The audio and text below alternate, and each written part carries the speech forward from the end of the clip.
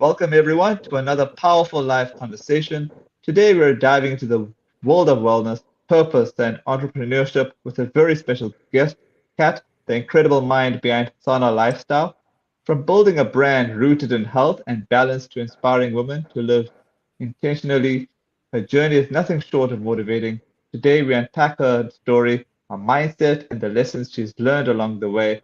So, if you're ready to be inspired and level up your lifestyle, stay tuned. This is going to be a powerful one. How are you, Kat? I'm so good, thank you. Keeping cozy in You- this weather. Yeah, it's really cold in Cape Town. Yes, very miserable. Oh, sorry about that. I'm just waiting for my No questions problem.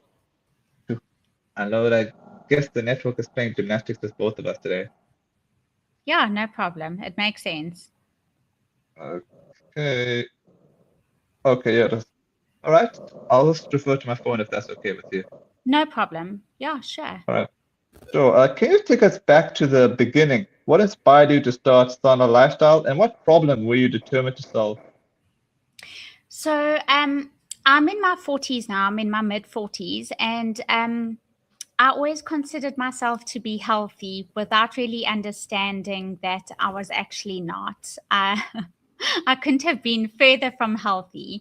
And then in my early 40s, I got two health scares that really, really terrified me because by that stage I had a child, and the Okay. implication of that was very frightening. And I decided to change everything and change my lifestyle. And I started researching things, and I started realizing that there was not a lot of um, female health data in South Africa, which was really concerning because I love information. I've always been sort of, I've worked in content a lot of my Okay. career. So that was quite scary to realize that I couldn't access anything. And through that, I decided to formalize my research. So I'm now studying public health. And I decided that I wanted to do something about this. So, public health enables you to become a researcher and to get involved in that kind of world. So I wanted to create female data, health data. Awesome. The wellness space is growing rapidly. What makes Yes. Sana Lifestyle truly different from other brands out there? So that's so easy to answer. So there's a lot of influencers and social media that is very hyper focused on the aesthetic of health and wellness, and we focus on the medical information. So all the experts that we have are either have the necessary criteria in terms of the learning and the skills, or they've been in that world for many, many years. So they've got a lot of experience with what they do. And that to us was very important. We prefer to work with people that are actually trained and skilled in that particular modality or even medical field. What were some of the biggest challenges you faced while building Sana Lifestyle, and how did you overcome them? Wow, there's been a lot. There's been a lot. So, I was a person who stayed off social media personally. I understand for business and that, but I just don't enjoy it at all. I'm quite a shy person. So that took a Okay. lot for me to overcome that, a very long time. The other thing was also, I'm in Cape Town now. My network is primarily in Johannesburg. So that was really Okay. difficult to start from scratch and create a network here. And also a different type of network because I didn't have a medical network before. I was in corporate. And there's been a lot of challenges. People, it's also talking to the public and finding the right messaging is sometimes really difficult because not everyone wants to do the hard work. Not everyone wants to hear the bad news or the reality, or, it can be quite a big ask sometimes, and it's to find that balance and find that way of connecting with someone and saying, this is really important for you. Wellness can mean many things. How do you personally define a healthy and balanced lifestyle? Well, so I don't smoke anymore. I used to when I was Oh, young. I also okay. stopped drinking. I used to exercise very, very frequently, almost every day. Unfortunately, I've been ill recently, so that's taken a bit of a back foot. But I try and do the main pillars of health: eat well, sleep well, don't drink, don't smoke, exercise, and also look after your nervous system, which I never used to. I think one of the biggest changes with me was realizing that that is very, very important. Your stress levels and your mental health are just as important as your physical health. When you say eat well, do you mean like eat a lot of veggies, or do you mean like the Yeah, one with, yeah, okay. nutritionally, it's to support your system. So, make sure that your intake includes a bit of fiber. It includes your vitamins. It includes seasonal produce, things that aren't processed. A balanced diet. I don't believe in cutting out certain food groups. I think Mm. when you do that, it's hard to sustain, and also your body needs all of the food groups. It's just about doing what suits your body, and finding out if you've got maybe an allergy, because everyone's like, oh, I'm allergic to this, and it might not be the case. So doing the proper work and just seeing what works for you. That's true. How does sauna lifestyle integrate both physical health and mental well-being into its philosophy and products? So we've got a lot of experts that work on both.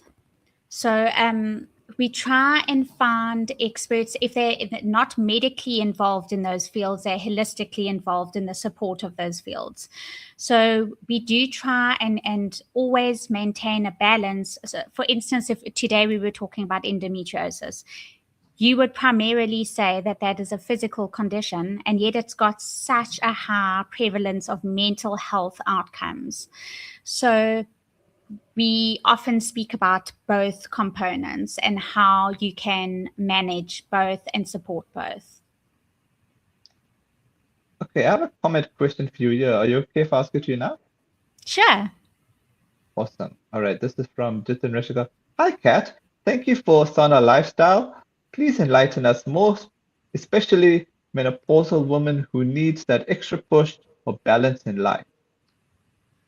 All right. So I'm in the stage just before that, in the Oh, perimenopausal stage. But menopausal women, I think the latest data is showing that the latest HRTs are really, really important. I know there was a lot of fear mongering in the past that estrogen did this and gave you a higher cancer risk.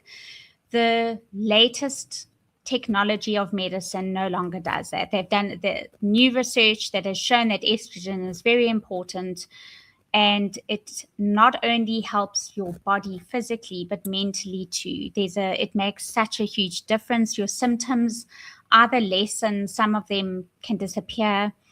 And once again, nutrition is of the utmost importance, exercise, utmost importance. And that's not to say there's also this fallacy that you should be doing all this like aerobic sweating and hectic. It's not that. Um, a walk is good enough if you are feeling up to that. But the one type of exercise where there's got a lot of good data is lifting weights. So that is excellent to maintain the integrity of your bones, your muscle mass, and that all supports your hormonal situation as well. was there a turning point in your journey where you felt this is working, and what happened in that moment? I don't think it's been one moment, but Mhm. when we deal with it can be case by case, where we speaking to someone who's sharing their story, their personal story, and we raising awareness about that issue. It's so heartwarming, and it's so good to make women understand that they're not isolated in their concerns or their challenges. And I think the other big thing is, institutes like Mediclinic or the cancer organization, there's so many partnerships and collaborations, the universities and the network is just so helpful and wonderful. And I think that makes a really big difference in the quality of content as well. Cool. For someone just starting their wellness journey, what are the first simple steps do you recommend they take? 3 pillars. Drink your water and hydrate. I forgot to mention that earlier. Hydrate.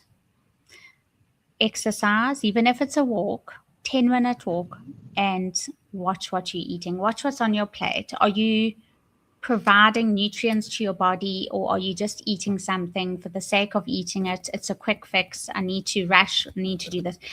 Take your time to see what's on your plate, because most of the time that's interacting with your genetic components, and it's interacting with whether you are active in life or not. And that can have a huge causal implication. How do you stay consistent and disciplined in your own routine, especially during difficult or overwhelming periods? Well, I have learned to be kind to myself. I think the older you get, the more, you give yourself a bit of grace. Okay. And I'm quite a disciplined person. So I think unless something very hectic is happening and I'm not managing, I usually am very consistent. And I think that's important. Also to keep motivated, find your motivation, because motivation changes all the time. Maybe you get new inspiration. So it's to look for those moments too. That's true. What has been the most rewarding feedback or transformation you've seen from your community or clients? I think my most important thing has been with female cancer, which is very close to my heart. Okay. And it's when people have approached me, mostly on TikTok, actually, saying they're terrified to go for their screenings. And we break it down and we go through step by step what's going to happen, how painful is it? Because sometimes it's embarrassing speaking about these things, and it helps to speak to a stranger. So how painful is it going to be? What can I expect? And then they actually go for those screenings. And that makes me really proud, because we could be catching something, and hopefully through word of mouth, they encourage their neighbors, their friends, their family. Awesome. Lastly, looking ahead, what is your bigger vision for Sana Lifestyle, and how do you hope to impact lives in the next few years? So we've got a practitioner network that I work really hard at building and maintaining, and I hope that grows exponentially. I think we've already got such amazing women on this network, and my hope is that we collaborate with another big preventative care brand to reach even more women, because I think that health should leave no woman behind. So it's very, very important to me that we provide healthcare that is accessible to all South African women. All I could say, Kat, is thanks so much for your time, and I hope to catch up with you more in the future. Thank you. Yes, of course. Thank you so much. Most welcome.